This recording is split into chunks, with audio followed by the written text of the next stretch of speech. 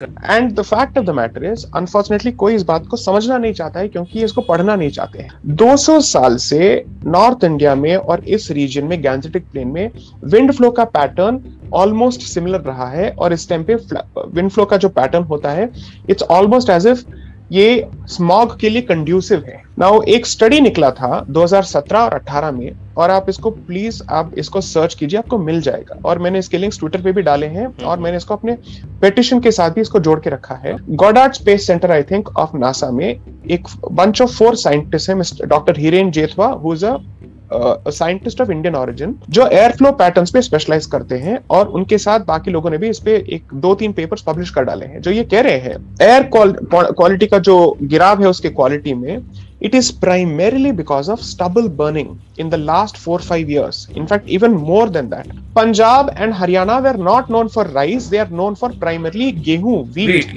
Rice bowls of this country are Madhya Pradesh के south है। हरियाणा में भी बासमती का कल्टीवेशन 1908, in fact 1947 के बाद ही शुरू होता है, और ये रिकॉर्डेड लिटरेचर है। बासमती का जब कल्टीवेशन ज्यादा होता है तब एरोसोल का जो क्वांटिटी होता है हवा में ज्यादा हो जाता है, विच इज पार्टिकुलेट मैटर। उस पेपर में डॉक्टर हिरेन जेतवा ने प्रूव कर दिया था कि 25% ज्यादा हुआ है because of increase basmati cultivation in Punjab and Haryana.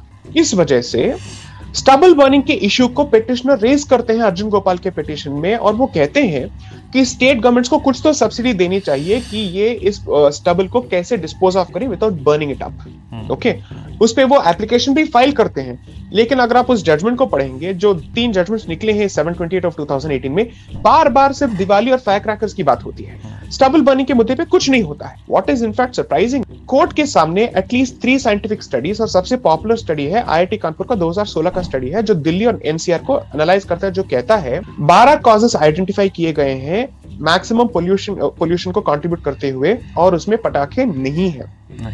पटाखों का कंट्रीब्यूशन तब होता है जब उन 3-4 दिनों में जब बेसिक जो पोल्यूशन लेवल है ज्यादा हो जाता है, जो ईयर राउंड पोल्यूशन है उसको स्टबल बर्निंग और थोड़ा ज्यादा कर जाता है, उस पे जाके जब आप पटाखे फोड़ते हैं then obviously there is a bit of a spike.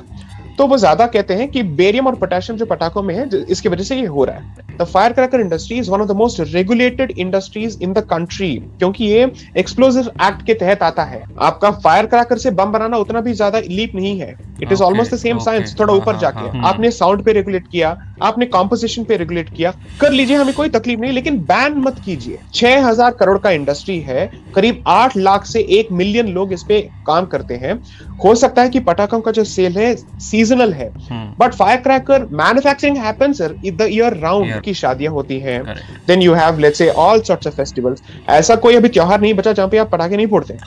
Okay, हर खुशी के मौके पे पटाखे फोड़ते हैं, हो जाते हैं, इलेक्शन के टाइम पे होता है, आर्यन खान रिलीज होता है तो हो जाता है। ओके, तो ये सब होते रहते हैं। So therefore what I am saying is with all this going on, pollution which happens the year round is like the elephant, and the contribution of firecrackers is the tail of the elephant. आपने तो हाथी को छोड़ दिया, okay, और आप हाथी के पूंछ के पकड़ को रो रहे हैं। एक अनफॉर्चुनेट रियलिटी ये है कि हमने इस पूरी इंडस्ट्री को बदनाम कर दिया।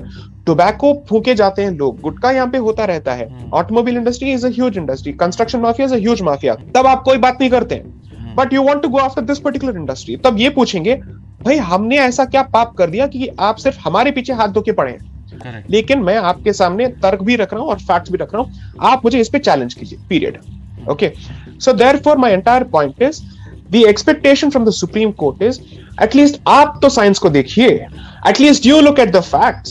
सो जब हमने आईआईटी कानपुर का स्टडी उनके सामने रखा तो जवाब ये आया, you don't need an IIT report to tell you that fire crackers contribute to pollution. जिस मामले में साइंस ही पूरा एक्चुअल इशू है, और आप ये कह रहे हैं कि आईआईटी की रिपोर्ट को हम देखेंगे नहीं, तो किसके रिपोर्ट को देखेंगे? हर्षद मेहता की रिपोर्ट को? I don't understand. When this is the premier institution in the country which was commissioned, which was given the task of undertaking a scientific analysis on the subject, और ये आपको एक रिपोर्ट बता रहा है कि आप इन मुद्दों को ऐसे क्लियरली एड्रेस कर सकते हैं, और ये मेन मुद्दा नहीं है, आप तब कॉमन सेंस की बात करते हैं। ये ऐसा कैसा कॉमन सेंस जो एक साइंटिफिक रिपोर्ट को on a scientific issue, on an expert subject पूरी तरह से उसको नकारता है या उसको देखने से मना करता है। सो आई एम सॉरी टू से that when the highest constitutional court of the country chooses to abandon an evidence-based approach, then it automatically affects the majesty and the reputation of the very institution जिसकी हम इज्जत करते हैं। So unfortunately, जो ideal expectation आपका है वो मेरा भी है, बट उस एक्सपेक्टेशन की पूर्ति हो रही है या नहीं हो रही है, ये आप भी जानते हो और मैं भी जानता हूँ। उससे ज्यादा मैं और क्या कहूँ।